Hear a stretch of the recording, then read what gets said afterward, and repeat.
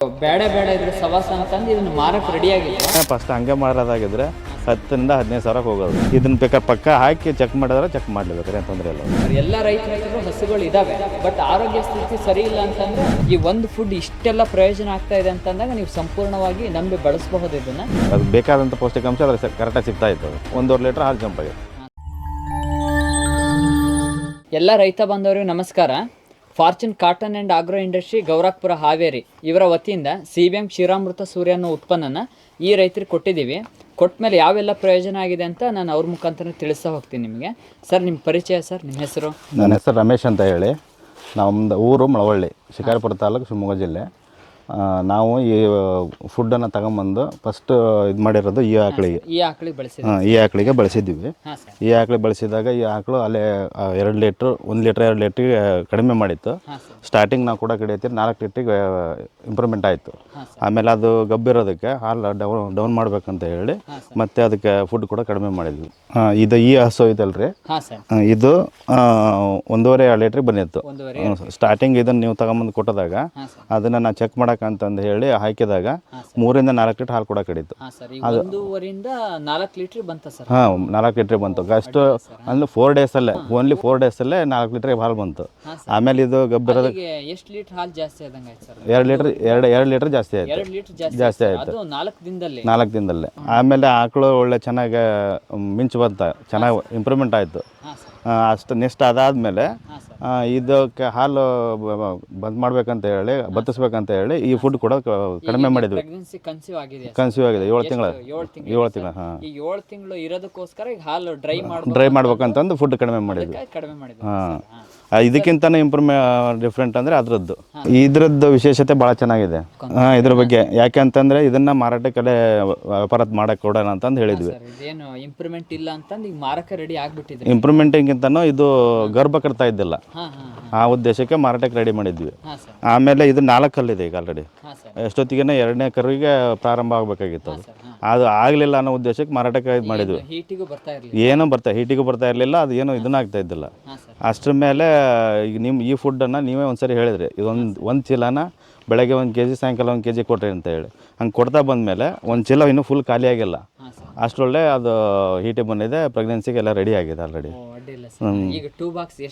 ಇನ್ನು ಹಾಕಿಲ್ಲ, ಈಗ 21 ದಿನ ಆಗಲಿ, ನೆಕ್ಸ್ಟ್ ಹಾಕೋಣ ಅಂತ ಹೇಳಿದ್ದಾರೆ. 6ನೇ ತಾರೀಕು ಬಂದಿತ್ತು, ಈಗ ನೆಕ್ಸ್ಟ್ ಹಾಕಬೇಕು ಅಷ್ಟೇ.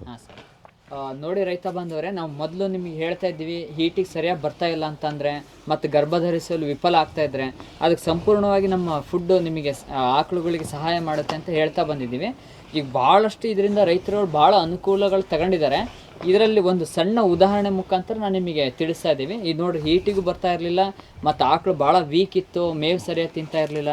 ಇಷ್ಟೆಲ್ಲ ಪ್ರಯೋಜನಗಳು ಕೂಡ ನಮ್ಮ ಫುಡ್ ಬಳಸಿದ ಮೇಲೆ ಈಗ ಹೀಟಿಗೂ ಬಂದಿದೆ. ಒಂದು ಹೀಟ್ ಇವರೇ ತಪ್ಪಿಸಿದಾರಂತೆ, ಅದ್ರ ನೆಕ್ಸ್ಟ್ ಈಗ ಟ್ಯೂಬ್ ಹಾಕಿಸ್ತೀವಿ ಅಂತ ಹೇಳ್ತಾ ಇದ್ದಾರೆ.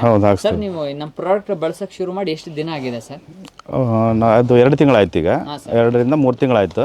ಆದರೆ ಇದಕ್ಕೆ ಜಾಸ್ತಿ ಇದನ್ನು ಒತ್ತು ಕೊಟ್ಟಿರೋದು 1 ತಿಂಗಳಾಯ್ತು ಅಷ್ಟೇ. ಸರ್, ಇದು ಆಕಳುಗಳು ಮಿಂಚಾಗಿದೆ, ತಯಾರಿ ಬಂದಿದೆ. ಮಿಂಚಾಗಿದೆ. ನಮಗೆ ಗೊತ್ತಾಗೋ ರೀತಿಯಲ್ಲಿ ನೀವು ಹೇಳ್ಬೇಕಂದ್ರೆ ಯಾವ ತರ ಗೊತ್ತಾಗುತ್ತೆ ಸರ್ ಇದು ನಮ್ಮ ಫುಡ್ ಬಳಸಿದ ಮೇಲೆ? ಫುಡ್ ಬಳಸಿದ ಮೇಲೆ ಅಂತಂದ್ರೆ ಹಂಗೆ ಕಾಮನ್ ನೋಡ್ತಾ ಇದ್ರೆ ಸಾಕು ಗೊತ್ತಾಗ್ಬಿಡುತ್ತೆ. ಫಸ್ಟಿಗೆ ಇದ್ದಾಗ ಹೆಂಗಿದ್ದು ಈ ಶೈನಿಂಗ್ ಬರುತ್ತೆ, ಮಿಂಚು ಬರುತ್ತೆ. ಬಂದವ್ರೆ, ಮೊದಲಿಂದನೂ ನಾವು ನಿಮಗೆ ತಿಳಿಸ್ತಾ ಬರ್ತಾ ಇರೋ ಹಾಗೆ ಈಗ ಹಾಲು ಜಾಸ್ತಿ ಆಗೋದು, ಫ್ಯಾಟು, SNF ಪ್ರತಿಯೊಂದು ಕೂಡ ಇದ್ರ ಜೊತೆಗೇನೆ ಮತ್ತು ಆಕಳ ಆರೋಗ್ಯ, ನಿಮ್ಮ ಆದಾಯ ಒಂದು ಮೂಲ ಉದ್ದೇಶ ಇಟ್ಕೊಂಡು ನಮ್ಮ ಒಂದು ತಂಡ ಕಾರ್ಯನಿರ್ವಹಿಸ್ತಾ ಇದೆ ಮತ್ತು ಆ ಫಾರ್ಮುಲನ ಡೆವಲಪ್ಮೆಂಟ್ ಮಾಡ್ತಾ ಇದ್ದಾರೆ. ಈಗ ಇಷ್ಟೆಲ್ಲ ಉಪಯೋಗಗಳು ಆಗೋದ್ರಿಂದ ನಿಮಗೆ ಇದರಿಂದ ತುಂಬ ಅನುಕೂಲಗಳಿದೆ. ರೈತರಿಗೆ ಆದಷ್ಟು ನಷ್ಟ ಅನುಭವಿಸ್ತಾ ಇರೋದು, ಗರ್ಭಧರಿಸಲು ವಿಫಲ ಆಗ್ತಾ ಇರೋದು, ಹೀಟಿಗೆ ಬರದೇ ಇರೋದು ಮತ್ತು ಹೈನುಗಾರಿಕೆಯಲ್ಲಿ ಭಾಳ ಲಾಸ್ ಆಗೋಕ್ಕೆ ಇಷ್ಟೆಲ್ಲ ಕಾರಣಗಳು, ಇನ್ನೂ ಹೆಚ್ಚು ಕಾರಣ ಇದ್ದಾವೆ. ಇದು ಬರೀ ಒಂದು ಫುಡ್ ನಿಮಗೆ ಇಷ್ಟೆಲ್ಲ ಅನುಕೂಲ ಮಾಡ್ತಾ ಇದ್ದೇವೆ ಅಂತ ಅಂದಾಗ ನೀವು ಸಂಪೂರ್ಣವಾಗಿ ನಂಬಿ ಇದನ್ನು ಬಳಸ್ಬೋದು. ಸರ್, ನಾವು ಹೇಳೋದು ಅಲ್ಲದೆ ಬೇರೆ ರೈತರಿಗೆ ಈ ಉತ್ಪನ್ನದ ಬಗ್ಗೆ ಬೇರೆ ಏನು ಹೇಳೋದಕ್ಕೆ ಇಷ್ಟಪಡ್ತೀರಾ? ನೋಡಿ ರೈತ ಬಾಂಧವರೇ, ಈ ಆಕಳ ಜೊತೆಗೇನೆ ಈ ಆಕಳಿಗೂ ಫುಡ್ ಕೊಡ್ತಾ ಇದ್ದಾರೆ. ಸರ್, ಈ ಆಕಳ ಜೊತೆಗೆ ಅದು ಕೊಡೋದ್ರಿಂದ ಅದರಲ್ಲಿ ಯಾವ ಥರ ಬದಲಾವಣೆ ಕಂಡಿದೆ ಸರ್ ಈ ಆಕಳಲ್ಲಿ? ಅಂತಂದರೆ ಮೇವು ಚೆನ್ನಾಗಿ ತಿಂತೈತಿ. ಹಾಂ ಸರ್.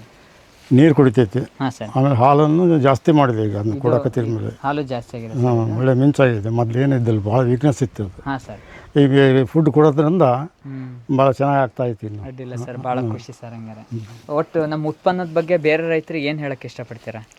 ಉತ್ಪನ್ನ ಚೆನ್ನಾಗಿದೆ. ಇದರಲ್ಲಿ ಎಲ್ಲ ಪೋಷಕಾಂಶಗಳು ಸಿಗ್ತೈತಿ ಈ ಫುಡ್ನಲ್ಲಿ. ಹಾಂ ಸರ್. ಹಂಗಾಗಿ ಆಕಳು ಏಕದಮ್ ಚೇಂಜ್ ಆಗಿಬಿಡ್ತಾವೆ. ಹಾಂ ಸರ್. ಅದೇ ಒಂದು ಫುಡ್ಡಲ್ಲಿ ಇಷ್ಟೆಲ್ಲ ಅನುಕೂಲಗಳು ರೈತರಿಗೆ ಸಿಗ್ತಾದವಂತ ಹೇಳಿದರೆ, ಮತ್ತು ಇದು ನಮ್ಮ ಫುಡ್ಡಿಗೆ ಒಂದು ಸಂಜೀವಿನಿ ಅಂತಲೇ ನಾನು ಭಾವಿಸ್ತೀನಿ. ಇಷ್ಟೆಲ್ಲ ಪ್ರಯೋಜನಗಳು ಈ ರೈತರು ಕೂಡ ತಗೊಂಡಿದ್ರೆ ಇನ್ನೂ ಸಾಕಷ್ಟು ರೈತರುಗಳ ವಿಡಿಯೋನ ನಿಮಗೆ ಸಂಪೂರ್ಣವಾಗಿ ತಿಳಿಸ್ತಾ ಹೋಗಿದ್ದೀವಿ. ಅದನ್ನು ನೋಡ್ಕೊತಾ ಹೋಗ್ರಿ, ನೀವು ಆರಾಮಾಗಿ ನಮ್ಮ ಬಳಸ್ರಿ ಅಂತ ಹೇಳೋದಕ್ಕೆ ಇಷ್ಟಪಡ್ತೀನಿ.